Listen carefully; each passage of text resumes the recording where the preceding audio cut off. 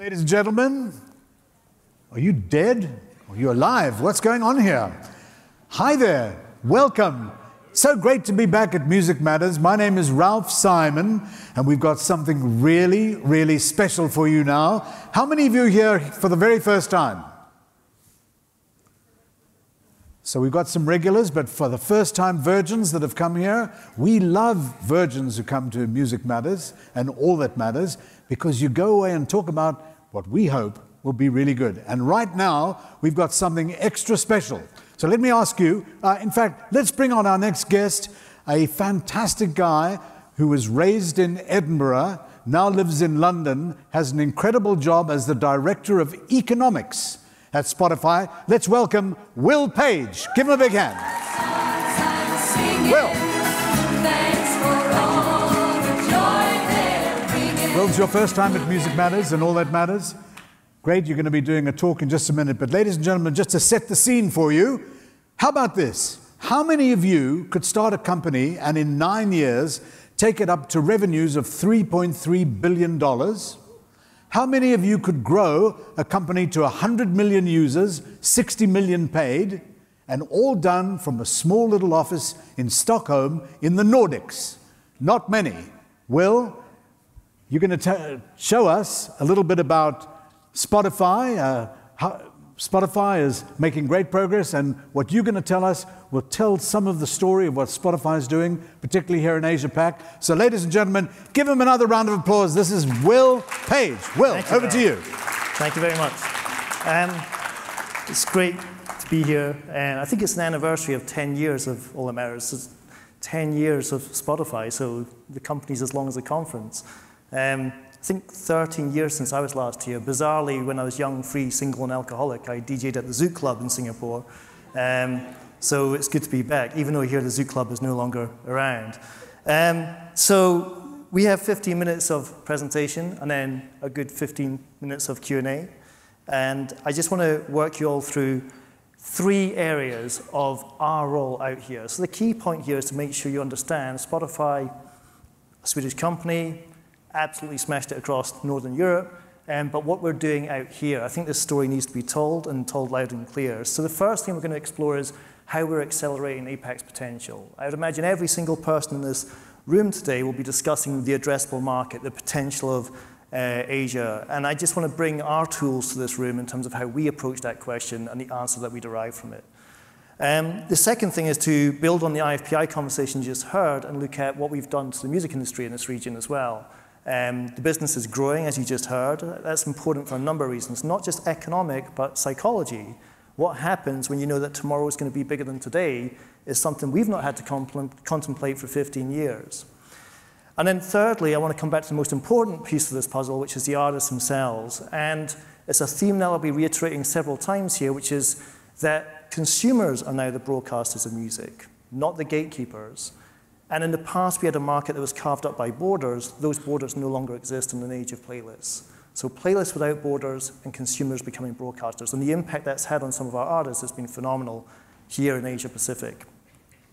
So I mentioned an anniversary of 10 years from the conference starting, 10 years from me entering the music business. Another anniversary I just want to touch on is it's actually 20 years to the day when this happened, which is that the Southeast Asian markets imploded. Known as the Southeast Asian financial crisis, or the word contagion. They had a 10-year march in the Western world, which imploded in 2008. But it's important to just recognize very briefly what's changed since. So forgive me while I indulge in economics as an economist here, but for the businesses in this room, this is very, very important in setting the scene. We're at the start of a big conference, and this is an important backdrop to this big conference. If you look at where the economies were back then and where they are today, a few things have happened. Firstly, all the Asian markets were in a current account deficit position back then. Now they're in a surplus. Secondly, foreign exchange reserves were weak back then. Now they're strong. And thirdly, monetary policy was erratic back then. Now it's stable. And the point I want to seed here is that as a dour, pessimistic Scottish economist, I can't really see a cloud on the horizon with the Asia-Pacific region, economically speaking. It's just a boom time that's set in place. Even domestic demand is growing out here. It's not an export-led story. So I just want to capture this point, which is back then, the markets imploded.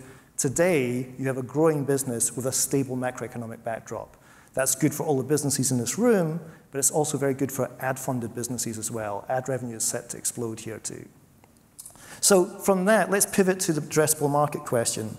The way that I do this is to phrase a question, which is, how many unique human beings carry at least one Spotify-compatible smartphone and have an ability to pay for it in a market or in a region?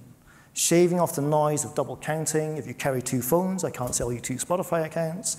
Sharing off the noise of handsets that we don't bill for. If Ralph's carrying a BlackBerry, I'm sorry, that's really sad, but I can't sell you Spotify. So we work out how many unique human beings we can get to.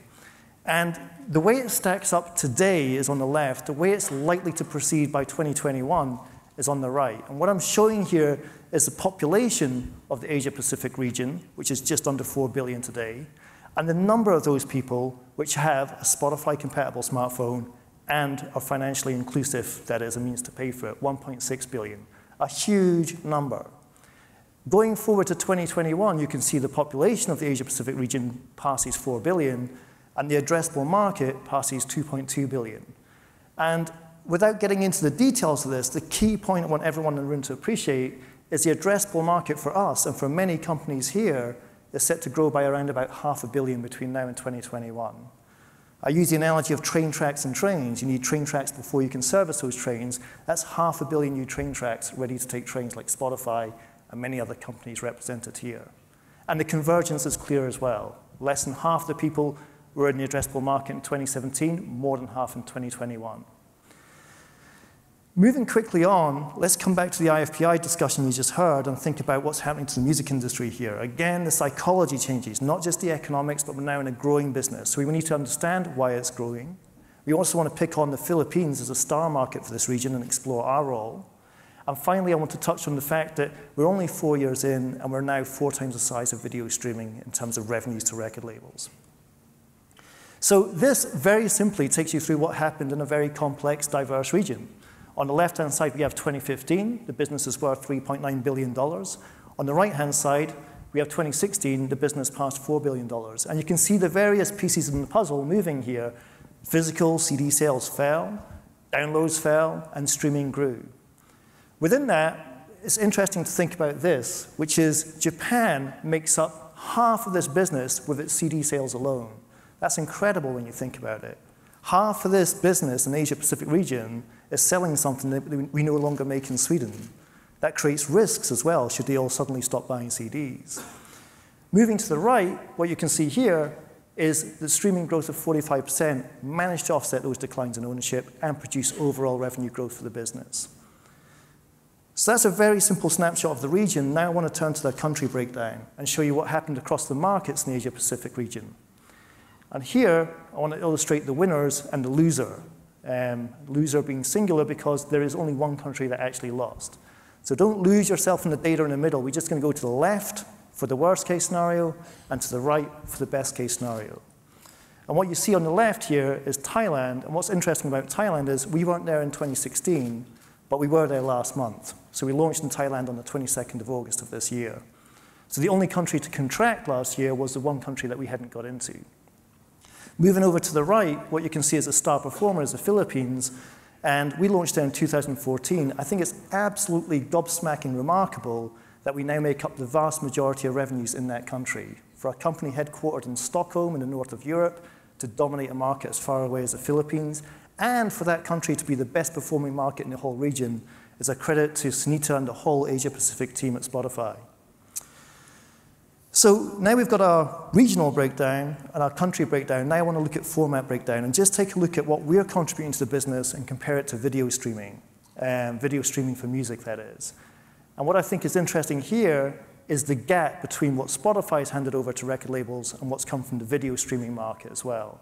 It's not a monetary difference I want you to focus on, it's a historical one. If we take a look at what that difference means, that means that Spotify's label revenue was 4x video in 2016. There's a huge difference when you think about the handicap that we have. We don't have as many people using video streaming. We don't produce the same number of streams, but in monetary terms, you can see the gap. Historically speaking, it's very relevant we understand this. Video took off in 2006, around about the same time as this conference, Ralph. whereas we only got started in 2013.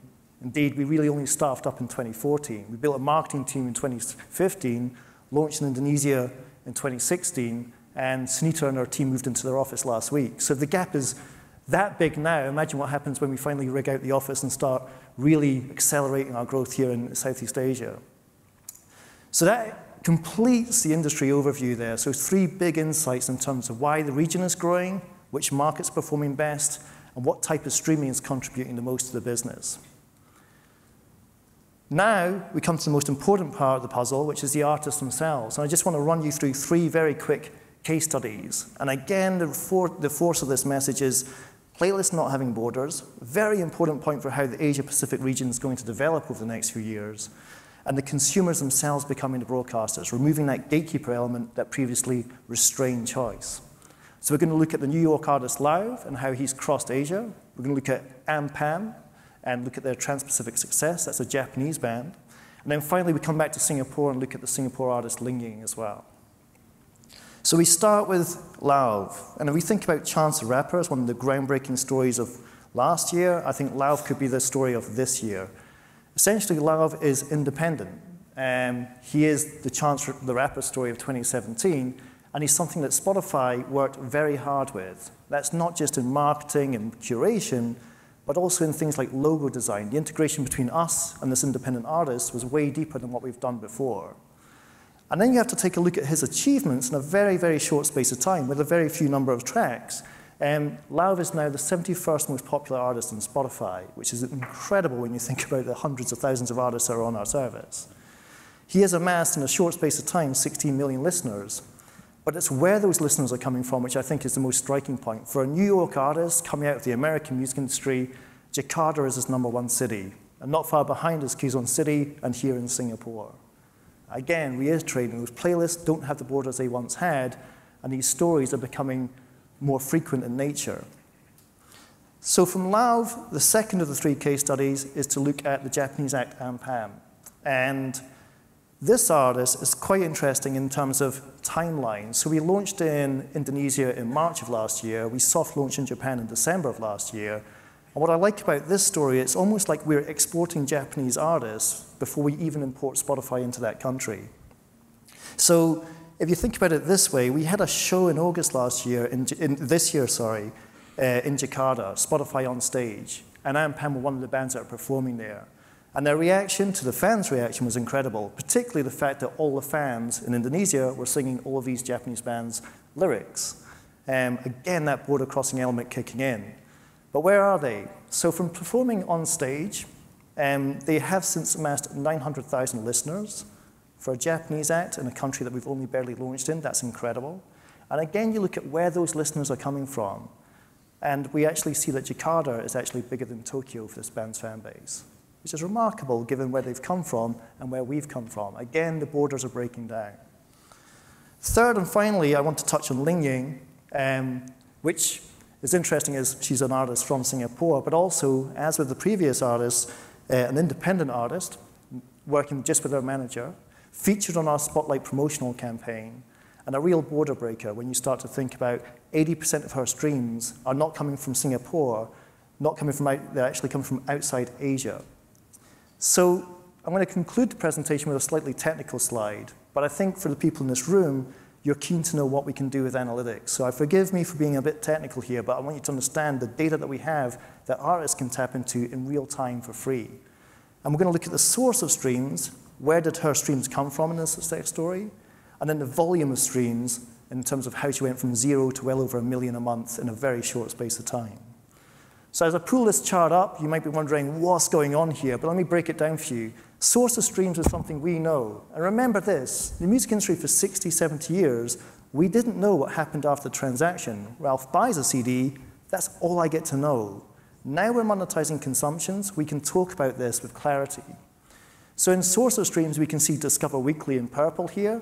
We can see program streams from our human editorial team in the Asia-Pac office in pink. And above that, we have saved and search streams as well. So this is data that artists, managers, labels can use to further their career. Then the most important thing is how many streams am I getting, which is on the right-hand side. And you can see this hockey stick effect happening around June which is what every artist label manager is looking to achieve on our service. So if that's all clear, I'll just walk you through what actually happened in this story. Firstly, we start in December 2015, and the EP Sticky Leaves gets spotlight promotion on Spotify. So that's where our journey begins. In terms of seeding that song, it really comes down to technology which drives that, because it's Discover Weekly, an algorithm-driven playlist. And you can see Discover Weekly, this purple section, makes up a large part of the early period of streaming.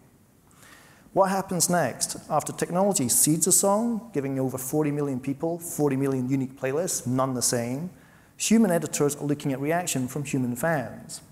And what you can see here is that consumer reaction drives our editors to program that song. So they're getting signals to say there's potential here. And they can start programming that song across our APAC playlists.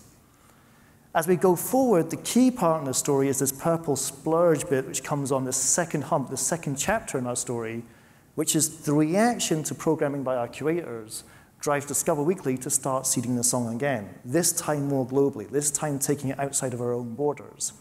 So that's a reaction to human editors and human fans.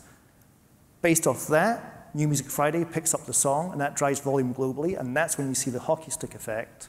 And then we wrap the case study up, very interestingly, with an artist which started off with nothing, a real zero to hero story, streams have well and truly passed 1 million, 80% of which are outside of Asia. Not bad for an artist which didn't have a record label. That's one unique story. There's many others we can tell, but I just want to reiterate the key points here. Think about that point about playlists coming without borders. It changes everything. And think about the fact that consumers are now becoming the broadcaster. That changes everything. Put them together, to quote the philosopher Thomas Kuhn, that's a paradigm shift for our business to contend with. Every day when I wake up, I'm thinking about those two factors and what it's doing to our industry. But to wrap up and to break down the words APAC for you, start with the artist, think about what that data means for artists, think about what that border crossing means for artists.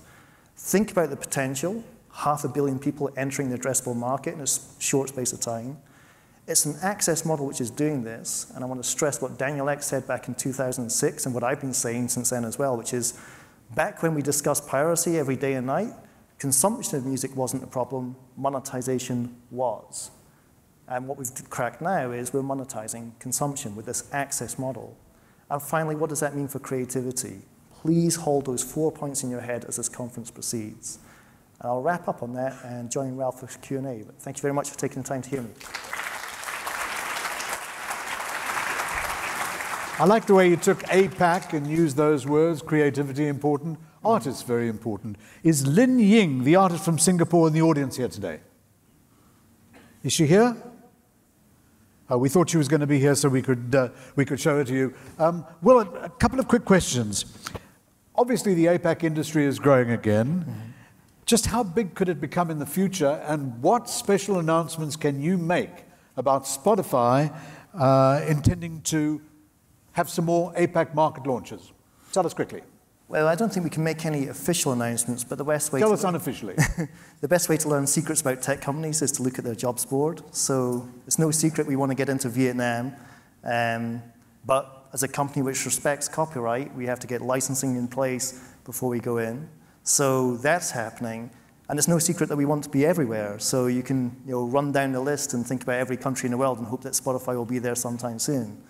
As an economist, and I mean, it's distant on our horizon, but India is just an interesting economy when you discuss potential in Asia. And I know there's events happening over the next 2 or 3 days which tackle this in more depth. But if I could just share one analogy to capture the potential of India and many other countries like it.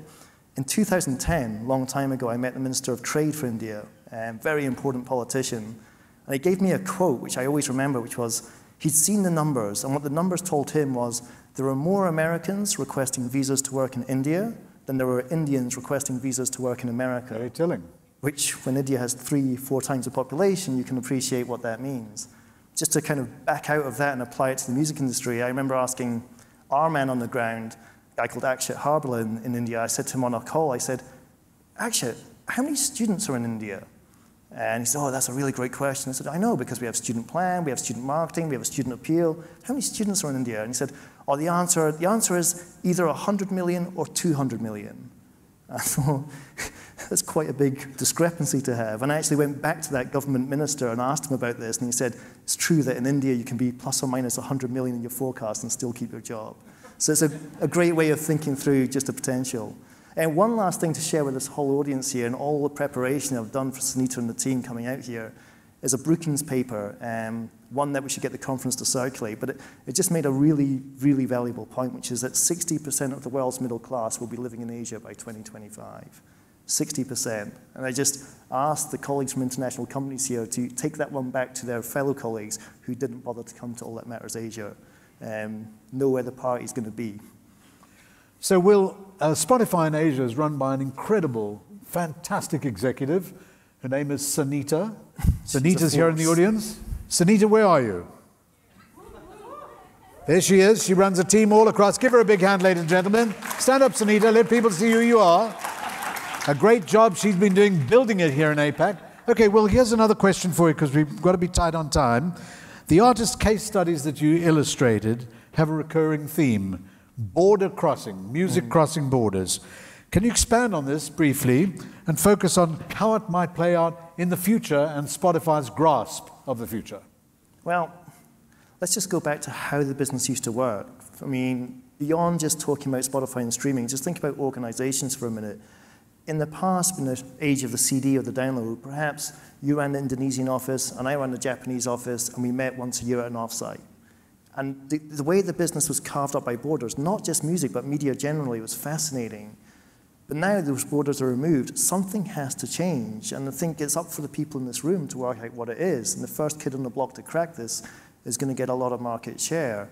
If I leave Asia for a second and go to Latin America and you think about the Despacito story, it's fascinating to see how I'm being inundated with requests from financial press asking what's happening here. Why is this Latin American Spanish language song blowing up the way it has? The Economist, the Financial Times, trying to get their head around what's changed. And that's what's so exciting for me, is a step into the unknown.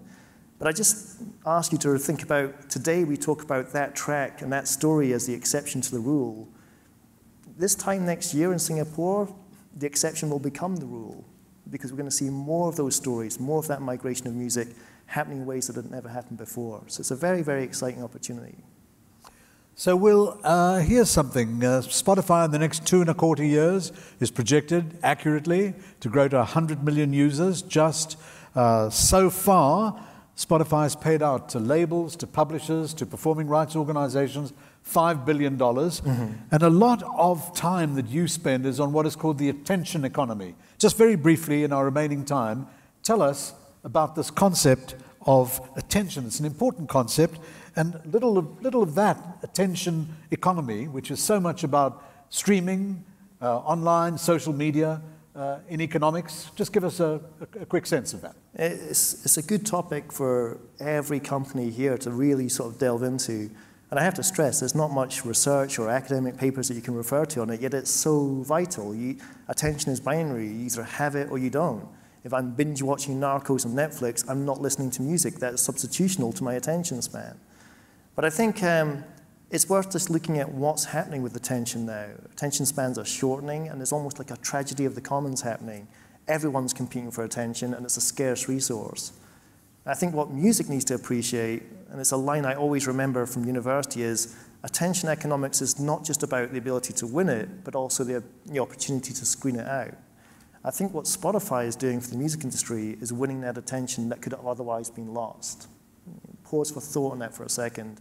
If we didn't do what we did, delivering this access model which met so much resistance back in our early days, then the attention to music would have been diverted to other formats. For those who have watched Mary Meeker's presentation, she cited our work, which showed not just how we're winning attention for music, but we're spreading it around. The average Spotify user today is streaming 41 bands per week. That's up 40% since 2014. So we're winning attention, and we're spreading attention across more artistic talent, which is fantastic. But I think the last point, and I'm conscious of the artists in the room, the managing companies in the room, the labels, the publishers, is again to go back to what's changed. What are we leaving behind and where are we moving towards? So when you were running Jive Records, I'm sure that when you put out a new album, all the action, all the activity would take place in the first 2 or 3 weeks. And it's a very front-loaded business model. Get the album out. I always like that language of putting a new record out, like it was going out into space. hopefully by some hocus-pocus magic, money would come back. But you would put a new record out, and in the first 2 or 3 weeks, you would sell 90% of your records. And then it would go into catalog, the touring, and the cycle begins again. In today's world, it's not uncommon for an artist to see their track or their album on Spotify do more business in the second year than it did in the first.